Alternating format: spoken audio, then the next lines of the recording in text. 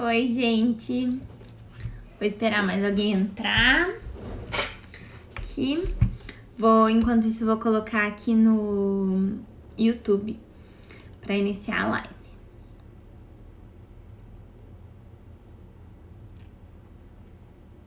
Oi, quem tá entrando? Entrei 1 minutinho mais cedo para iniciar a transmissão aqui no YouTube.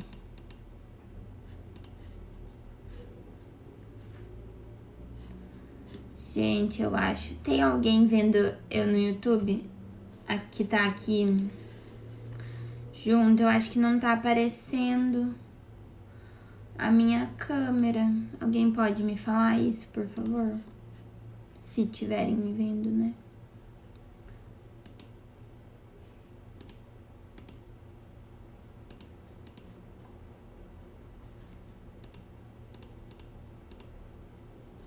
Ixi, gente.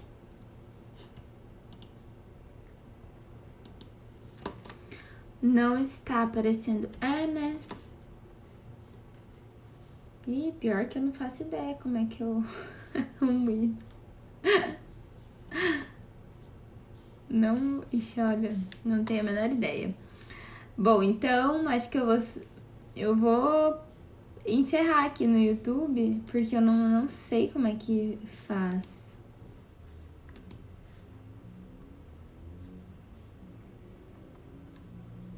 Pra mostrar aqui. Bom, eu vou começar então. Vou encerrar a transmissão no YouTube, não vai dar, depois eu coloco esse vídeo daqui do Instagram no YouTube também, tá, gente? Pra quem quiser ver depois, lá no YouTube tem a versão acelerada, né? Que facilita um pouquinho pra gente estar assistindo. Vai melhorar aí essa velocidade, que daí você também acaba não gastando tanto tempo, né, pra fazer isso. Não dá pra desligar e ligar a câmera, então, na transmissão ao vivo do YouTube. Não sei o que houve aqui, mas depois eu pesquiso bem e vejo, pra gente poder conectar aí nas próximas, tá? Vamos falar sobre intestino, então. Hoje eu quero trazer o que é mais importante sobre o intestino. O intestino tem muita coisa. A gente poderia fazer uma semana sobre intestino e falar todos os dias. Inclusive, uma ideia bem legal. Vou até anotar aqui para fazer isso mais pra frente. Mas, qual que é a questão que é mais importante para nós estarmos analisando aqui? O que eu quero trazer? Eu quero trazer o porquê que nós precisamos regular esse intestino, tá? Então, por que ele precisa funcionar adequadamente? Dentro disso, eu vou falar como identificar se esse intestino tá funcionando adequadamente ou não, o que fazer para ele melhorar se ele não estiver adequado, né? E o que a gente pode melhorar sempre, quais são as doenças, quais as condições que estão relacionadas com esse intestino que não está funcionando de forma adequada, tá?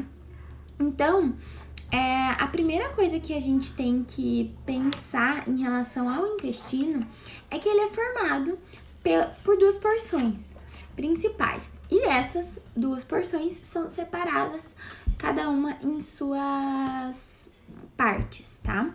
Mas vou falar de forma mais generalizada mesmo, que é do intestino delgado e o intestino grosso, tá? O intestino delgado, ele é o principal responsável pela absorção dos micronutrientes. Quais são esses micronutrientes? Vitaminas. Então, as vitaminas do complexo B, B1, B2, B3, B4, B5, B7 e todas as outras aí que a gente tem, todas as Bs. Vitamina C, vitamina A, D, K, enfim, todas as vitaminas. E os minerais, que são, alguns exemplos podem ser ditos como magnésio, zinco, selênio, iodo, e entre outros né, componentes aí que são absorvidos no intestino delgado primordialmente. Não quer dizer que eles não vão ser absorvidos em outro local. E sim quer dizer apenas que a maioria é absorvida, a maior parte desses nutrientes é absorvida no intestino delgado. O intestino grosso, que é a segunda porção do nosso intestino, que é aquela parte realmente mais grossinha que a gente vê quando vê algum desenho, alguma coisa assim, de intestino, nós temos a maior parte da absorção da água. Então, é ali que a água que nós ingerimos vai ser absorvida, vai ser incorporada de forma mais intensa nas fezes e vai ir também para o nosso sistema como um todo, tá? O que é bem importante entender? No intestino grosso é onde ficam as tais bactérias, que atualmente está sendo muito disseminado, porque cada vez mais surgem mais estudos comprovando a importância dessa microbiota intestinal, antigamente chamada de flora intestinal. Então, é a mesma coisa, gente. A flora intestinal e a microbiota. Existe uma pequena diferença, mas não vem ao caso. É basicamente a mesma coisa, essa microbiota e essa flora, que é composta de bactérias. Nós temos bactérias boas e bactérias ruins. A questão é que tem que haver um equilíbrio dessas bactérias. Nós não podemos ter nenhuma predominância das bactérias ruins, né, para causar aí uma série de problemas que podem vir, que eu vou falar mais à frente quais podem ser. E também nós não podemos ter uma superpopulação de bactérias boas, que daí nós temos uma condição chamada de SIBO, que é um supercrescimento bacteriano no intestino que faz com que a pessoa fermente demais tudo no intestino. Isso também é uma coisa ruim. Por quê? Porque cada vez que você come coisas que são fermentáveis, e eu vou falar um pouquinho mais quais são esses alimentos que são mais fermentáveis, eles vão te causar algum desconforto, alguma coisinha ruim pode dar ali. Então, distensão abdominal, às vezes em algumas pessoas pode dar diarreia, dor ali na área do intestino, cólicas intestinais, dores de barriga como um todo. Então, tudo isso é muito característico de um problema na microbiota intestinal, tá? Qual que é a questão dessa microbiota estar desequilibrada? Nós temos o desequilíbrio intestinal relacionado com o aumento da inflamação. Então, quando a gente fala de inflamação, nós estamos falando do corpo reagindo a alguma coisa estranha, alguma coisa que não deveria estar ali. É basicamente isso que é uma inflamação. Não é aquela inflamação que a gente vê na pele quando corta, tem uma coisa e fica com pus. É quando a gente tem um corpo estranho no nosso corpo ou algo que não deveria estar acontecendo ali e acaba acontecendo e o corpo reage dessa forma. Então, o desequilíbrio da microbiota está relacionado muito com um quadro de inflamação sistêmica, de inflamação crônica. Outra coisa que a microbiota está relacionada é também com doenças neurodegenerativas. Então, Alzheimer, Parkinson, esclerose, todas essas estão relacionadas com o desequilíbrio da microbiota intestinal. Outra questão que é muito importante e que atualmente está sendo muito estudada é a questão da autoimunidade. Então, a microbiota intestinal, ela está muito relacionada com doenças autoimunes. Todo mundo que tem uma doença autoimune tem que prestar muita atenção no intestino e ter muito cuidado com esse intestino. Por quê? Porque quando a gente tem uma doença autoimune, nós precisamos de barreiras que vão ajudar a fazer com que os patógenos, ou seja, as coisas que não deveriam estar indo até o local, né, entrando no nosso organismo, entrem. Então, quanto mais a gente puder evitar isso, melhor. O intestino também é uma barreira contra patógenos, tá? Então, é uma das formas de estar relacionado com doenças autoimunes. Esse intestino desequilibrado, essa microbiota desequilibrada, tá? E, claro, também tem muito a ver com o metabolismo como um todo. Por que tem muito a ver com o metabolismo como um todo? Porque essas bactérias que fermentam no nosso intestino, elas são produtoras de alguns compostos. Então, por exemplo, vitamina K, elas produzem também vitaminas do complexo B, B12, B1, produzem ácidos graxos de cadeia curta. Então, o que significa ácidos graxos de cadeia curta? Significa que são gorduras que tem uma pequena fórmula molecular, que tem uma cadeia pequena, tá? É claro que é um termo mais científico, porém, nós precisamos entender, porque eles são muito importantes para o nosso metabolismo, para o funcionamento do nosso metabolismo também. E também temos a produção de triptofano. O triptofano é um aminoácido que está muito relacionado com a produção de serotonina, que é um hormônio muito importante, que é muito conhecido pela sua função aí em relação ao bem-estar, né? Ele tem muitas outras funções, porém, ainda assim é conhecido por isso. E cerca de 70% da produção de serotonina vem do intestino. Então, é muito, muito, muito importante ter um intestino regulado, tá, gente? Muito importante. E, assim, tudo isso que eu estou falando aqui são coisas que a gente pode, sim, adequar. Ter um intestino bom, ter um intestino mais regulado é importante e é possível, tá? É claro que pessoas que têm uma constipação crônica é um pouco mais difícil. Por quê? Vem de uma vida assim. Vem desde a infância, onde você está ali constantemente constipado, constantemente com o intestino desregulado. Só que tem várias coisas que a gente tem que analisar quando a pessoa diz que, não, eu sempre fui assim. Não é bem assim, tá? Então, vou dar um exemplo. A pessoa pode nunca ter bebido muita água na vida. Então, ela pode sempre ter um consumo muito baixo de água, desde criança, e às vezes não foi cobrado pelos pais ou por quem criou para melhorar esse quesito, ou até nem sabia na época que isso era importante, né? Dependendo da idade dessa pessoa. Mas se tornou uma pessoa que tem uma constipação crônica. Aí ela vai falar, não, eu sempre fui assim, esse é o meu normal. Mas não é normal, tá? Só que uma coisa que é muito importante que fique clara é o que é constipação. Qual é o conceito? O que nós consideramos constipação? Constipação é a sensação de você querer evacuar, de você querer ir ao banheiro e não conseguir. Ou quando conseguir sentar no vaso e ir defecar, você sentir dor, sentir muita dificuldade, ter sangramento, as fezes serem muito bolinhas, muito difícil de ir ao banheiro. Isso é constipação. Diferente de não ir ao banheiro todos os dias, diferente de ficar 2 dias sem ir ao banheiro e sem sentir nenhum desconforto.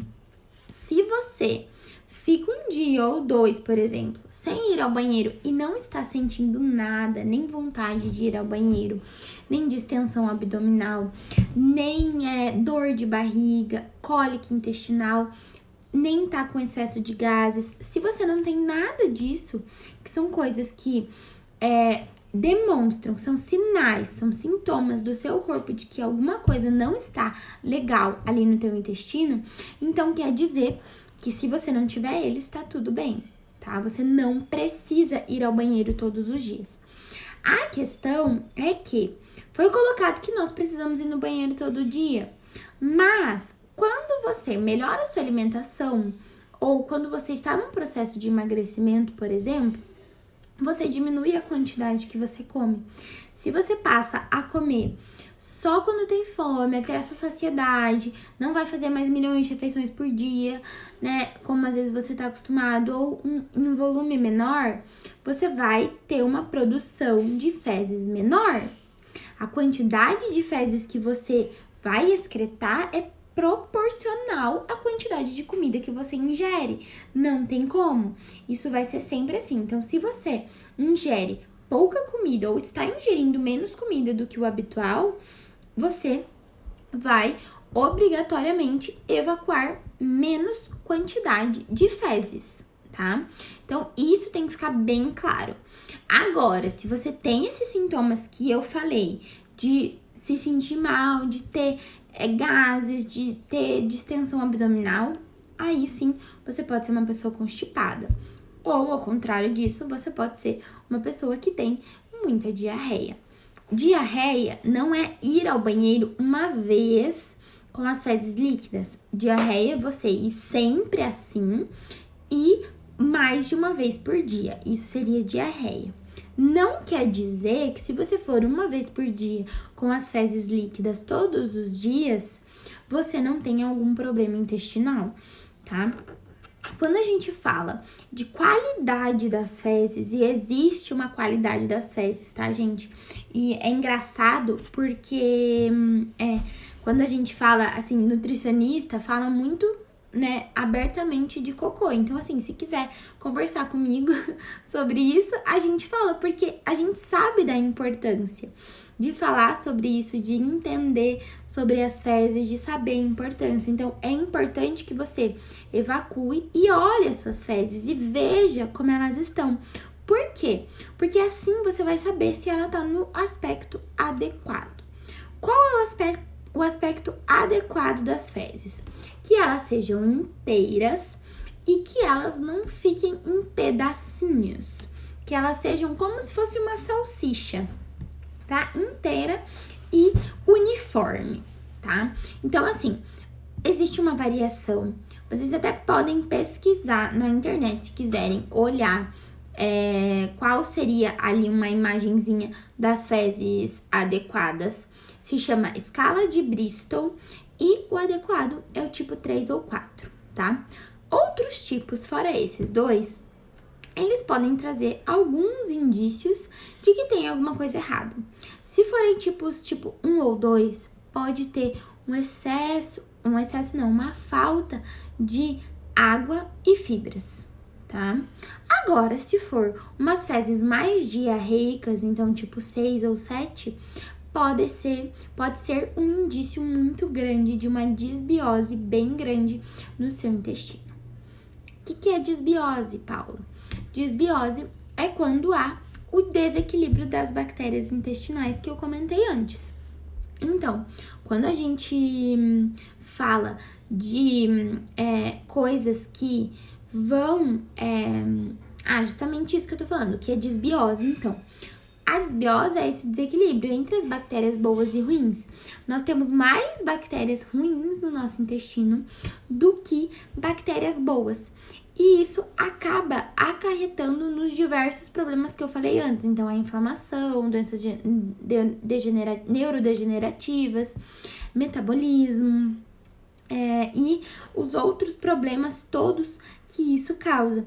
Sem contar a absorção de nutrientes que fica muito prejudicada. Muito, muito, muito.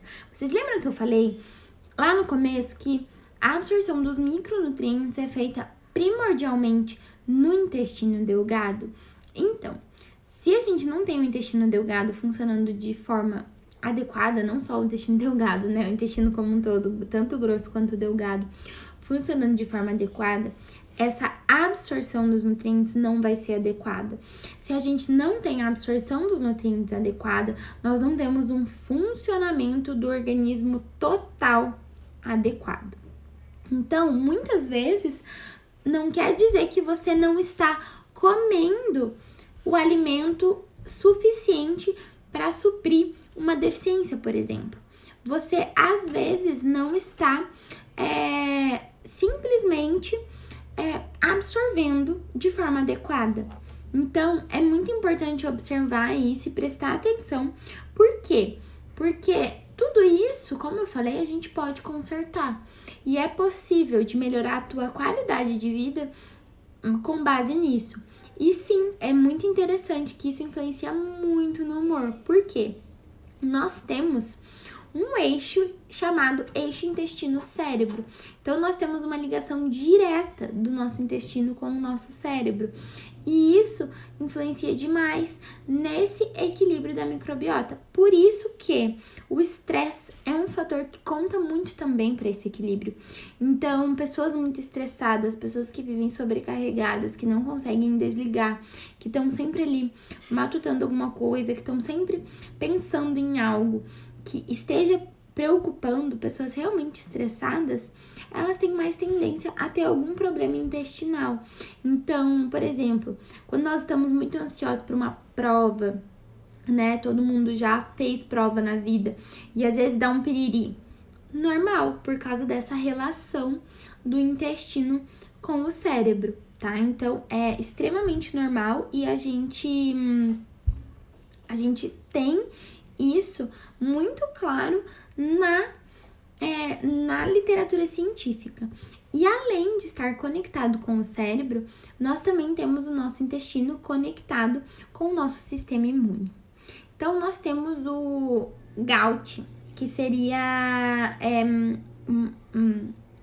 uma parte do nosso sistema que possui diversos receptores que eles são responsáveis por fazer essa ligação com o sistema imune. E diversos receptores na parede da nossa célula intestinal também dizem ao nosso organismo se tem algum patógeno, que seria alguma coisa que não pode estar entrando para o nosso organismo, vai entrar, tá? Então, esse receptor, ele vai dizer, tal coisa está entrando, tal coisa não está entrando, e ele vai lá, vai avisar para o corpo reagir a isso, tá? Qual é a questão? As nossas células intestinais, elas são como se fosse uma rede, tá? Então, vou exemplificar aqui. Elas são como se fossem assim, tá? Se, por um acaso, isso se torna mais permeável, então as células ficam assim, nós ficamos com esses espacinhos entre elas, tá? Nesses espaços, nós facilitamos a entrada desses patógenos. E facilitando a entrada desses patógenos, o nosso corpo vai sim reagir a essas substâncias. Então, podem ser bactérias, podem ser fragmentos de alimento mal digerido, podem ser muitas coisas que podem favorecer que o nosso organismo reaja contra, causando talvez uma hipersensibilidade, uma reação exacerbada a alguma coisa. E o glúten, por exemplo, tem a capacidade de fazer isso no intestino de todo mundo. Por isso que todo mundo deveria evitar o consumo de glúten, principalmente o consumo excessivo de glúten, tá? Não tem problema consumir de vez em quando para quem não é intolerante ou para quem não é celíaco, mas nós precisamos sim reduzir para que o consumo não seja diário de glúten, tá? Então, farinha mesmo que de trigo integral tem glúten, então a gente precisa evitar, diminuir. E quem que precisa mais disso? Quem possui alguma doença relacionada com essa permeabilidade intestinal aumentada, que nós chamamos de leaky gut, tá? Esse leaky gut, ele tem essa permeabilidade, que eu falei que são essas janelinhas, esses buraquinhos aqui na parede do nosso intestino aumentado. E já foi constatado que está relacionado com diversas doenças. Então, além das doenças neurodegenerativas que eu falei, Alzheimer, Parkinson, esclerose múltipla, nós temos também relação com diabetes tipo 1, nós temos relação com hepatite autoimune, nós temos com doença celíaca, artrite reumatoide, lúpus, doença inflamatória intestinal, síndrome do intestino irritável e diversas outras condições que podem sim serem desencadeadas por um intestino mal cuidado. essa é a questão. Então, não é porque você tem isso daqui que você vai passar a cuidar. E sim, você tem que cuidar antes para não desenvolver, tá? Mas, falando do que vai influenciar nesse intestino, então nós estamos falando da dieta, que é o próximo ponto que eu vou falar. Nós estamos falando do estresse, que eu já comentei. E nós estamos falando do terceiro ponto, que é a atividade física. Quando a atividade física é muito intensa, nós temos um desvio do sangue, né? Então, do suprimento sanguíneo do intestino para os músculos. E isso dificulta um pouco o funcionamento. Não quer dizer que você não possa fazer atividade física muito intensa. A questão é, se você está um pouco constipado, talvez isso possa fazer piorar. Mas deixar de fazer atividade física também é uma coisa muito ruim para o intestino. Nós precisamos, porque a atividade física auxilia na motilidade intestinal. O que é a motilidade intestinal? São os movimentos que o nosso intestino faz para que o nosso bolo fecal seja eliminado. Então, lá de cima, é como se o intestino fosse fazendo uma automassagem, como se ele fosse fazendo assim, para que o bolo fecal seja levado até o ânus, tá? E isso é muito importante, a presença da atividade física nesse momento. Então, não deixar de fazer atividade física é importante, mas também não exagerar. A atividade física muito intensa, gente, tá? É tipo nível atleta. Então, não precisamos nos preocupar em relação a isso, tá? Quando a gente fala de pessoas que já têm algum problema, para que a gente consiga regular, a gente vai ter que fazer uma dieta mais voltada para uma dieta detox, tá? Então, nós precisamos reduzir um pouco a quantidade de proteínas animais, porque as proteínas animais acabam fermentando muito em algumas pessoas, principalmente nas pessoas que têm problemas, e por um período nós vamos reduzir isso para tentar equilibrar. Além das proteínas animais, nós vamos reduzir os alérgenos, que daí depende da pessoa, pode ser glúten, pode ser laticínios, pode ser amendoim, por exemplo, e alguns outros alimentos, mas os principais que a gente vai reduzir são laticínios e glúten, que são alérgenos para muitas pessoas. Então, de uma forma geral, todo mundo vai ter que tirar isso, todo mundo que tem algum problema de intestino, né, gente? E a terceira coisa que a gente tem que fazer é facilitar essa digestão.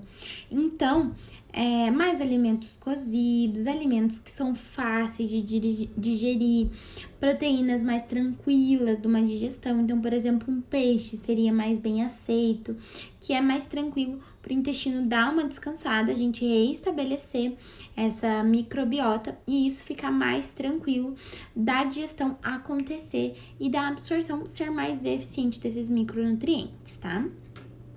Bom, e agora vamos falar mesmo do que a gente tem que fazer, quais são os 4 principais pontos para nós conseguirmos regular o intestino. Isso serve para absolutamente todo mundo, tá?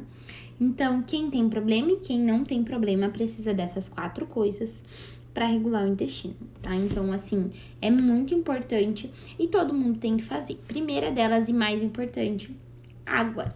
Intestino não funciona sem ingestão de água, tá? 70% das nossas fezes são formadas de água. Nós precisamos que essas fezes estejam hidratadas para que elas consigam ser eliminadas. Então, é de extrema importância que isso esteja presente no teu dia a dia, na quantidade adequada, 35 ml por quilo de peso, no mínimo, tá? Bom, a segunda coisa são fibras. Quais são essas fibras? Vegetais que têm baixo teor de amido são riquíssimos em fibras. Então, folhas verdes, chuchu, abóbora, berinjela, abobrinha e esses outros vegetais baixos em amido são riquíssimos em fibras. Vegetais não são para serem consumidos só almoço e jantar, são em todas as refeições, gente. Então, se você puder acrescentar um tomate no café da manhã, junto com ovo, por exemplo. De tarde vou comer, então, uma fruta que tem fibras. Sempre tem que ter essas fibras na alimentação, tá? No mínimo, aí, umas 35 gramas de fibras ao dia seria o ideal. Só que não adianta consumir fibra sem tomar água. Se você consome fibra e não toma água, o efeito é completamente reverso, é completamente o oposto. Vai prender mais ainda esse intestino e vai ficar um negócio horroroso. Então, tem que tomar água. Primeira coisa é acertar a água, tá? Terceira coisa, pré e probióticos. Pré-bióticos são as fibras, tá? Só que de forma isolada. Então, aí nós temos os FOS, que são os frutoligosacarídeos, nós temos a pectina, nós temos o psyllium, por exemplo, o fucus, são todas fibras que podem ser consumidas de forma isolada pra gente aumentar esse bolo fecal e aumentar... Opa, travou o vídeo. Desculpa, veio um alarme aqui. Então, as fibras pra gente aumentar esse bolo fecal e esse consumo de fibras, tá? Se o da alimentação não estiver sendo necessário. Probióticos são essas bactérias boas que a gente pode repor, né, se for necessário, se houver um problema intestinal. Eu recomendo que você sempre veja com o teu nutricionista ou com o médico, mas sempre mais nutricionista, para ver se há necessidade mesmo da reposição de probióticos, porque às vezes você pode fazer um desequilíbrio. Isso tem que ser prescrito por nutricionista. Não comprem probióticos na farmácia sem prescrição de nutricionista, tá? Porque cada cepa, quantos bilhões por UFC que a gente vai prescrever, qual cepa vai ser para cada pessoa, depende muito do perfil daquela pessoa. Então, não façam isso, tá? Se for para repor probiótico de alguma outra forma, eu recomendo que você opte pelo kefir ou pelo kombucha, que são ótimas, excelentes opções de probióticos também. Sem contar iogurtes de qualidade, claro, naturais, integrais, de preferência, aí que são fermentados também, que tem essa cultura probiótica, tá? Então, é interessante e é uma forma de você repor esses probióticos. Então, essas duas coisas, elas andam juntas, tá? Claro, algumas pessoas não vão precisar usar esses probióticos se o intestino já for regulado com água, fibras, né? Mas isso é uma coisa muito importante, então tem que estar presente. E o quarto, que é muito importante, que às vezes pode ser a solução para alguém, é a biomecânica da evacuação. O que é isso? É evacuar de cócoras. Nós fomos feitos para evacuar de cócoras, tá? Cócoras, para quem não sabe, é aquela posição agachada onde você está quase sentado no chão, mas não encosta o bumbum no chão. Então, essa posição do... Gente, travou de novo. Desculpa. Essa posição do nosso intestino é muito importante na hora da evacuação, porque nós fomos feitos para evacuar com o intestino assim, não comprimido, como da forma que normalmente a gente faz, onde a gente tá com a perna assim e com o tronco retinho ou no máximo assim, tá? Qual que é a solução para esse problema? Colocar um lixinho embaixo nos pés. Então, você vai colocar o seu pé em cima do lixinho do banheiro e já vai facilitar a sua evacuação, tá? O que eu quero que você entenda dessa live? Esses 4 pontos, tá? E a importância de você olhar as suas fezes na hora de evacuar, também para você saber se está tudo certo, para você saber se realmente tá adequado essa forma de evacuação, tá? Eu acredito que tenha ficado bem prático, bem sucinto para vocês colocarem em prática. Então, fibras, água, pré e probióticos e evacuar o mais próximo da posição de cócoras possível, tá bom? Eu só fiz aquela introdução toda para vocês entenderem o porquê de cuidar do intestino, da importância do intestino, que isso é bem interessante, bem importante da gente estar observando E quando a gente tem o conhecimento, a gente tem o poder de mudar as nossas ações, se a gente quiser, depois de adquirir esse conhecimento, agir sobre isso, tá? Deixa eu ver aqui que eu vi que tem mais um comentário aqui. Meu intestino ficou preguiçoso depois desse 1 ano de reeducação alimentar, demorando até 3 dias, sendo que antes funcionava diariamente. Então, Keila, o que pode acontecer? Justamente o que eu falei em relação à diminuição da quantidade de comida, tá? Então, pode realmente ter acontecido isso. Se você não tem nenhuma dificuldade para evacuar, não sente dor, não sente estufamento, tá tudo bem, não tem problema, tá? Agora, se você está sentindo alguma dificuldade, tenta adequar esses 4 pontos que eu falei. Então, água, fibras, pré-probióticos e adicionar o lixinho embaixo do pé pra gente tentar adequar esses 4. Depois desses 4, aí sim, talvez entrar com uma reprogramação intestinal, que daí seria um outro ponto pra gente estar abordando, tá? Um outro assunto, que daí é outra coisa, são para pessoas que possuem realmente problemas em relação a isso, que são aquelas doenças que eu falei. Então, Alzheimer, Parkinson, diabetes tipo 1, doenças autoimunes que possuem o leaky gut e que possuem algumas outras condições que a gente precisa observar. Então, por exemplo, síndrome do intestino irritável, doença inflamatória intestinal, doença de Crohn e diversas outras coisas que são de origem intestinal, tá?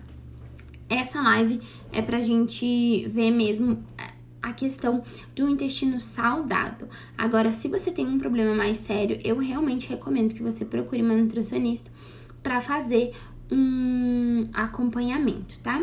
Acredito, pelo que você comentou ali, Keila, eu acho que não seja a tua questão, né? Mas eu espero ter ajudado e que você consiga adequar já na tua dieta, tá? Imagina, obrigada a você, fico muito feliz. Hoje, gente, é isso que eu queria passar para vocês. Espero que tenha sido de grande relevância, que tenha ajudado bastante. Vou pedir para vocês compartilharem essa live aqui no aviãozinho com quem vocês acham que vão se interessar. É muito importante para mim que vocês compartilhem o conteúdo que eu posto, tá? E também, se quiserem me acompanhar nas outras redes sociais, eu tenho o Facebook e o Instagram, que é Paula Prado Nutri, e também nos outros. Tá bom, gente? Então, eu já vou deixar postada essa live aqui no perfil. Espero que vocês tenham gostado. Obrigada por quem assistiu até aqui. Um beijo e até o próximo vídeo.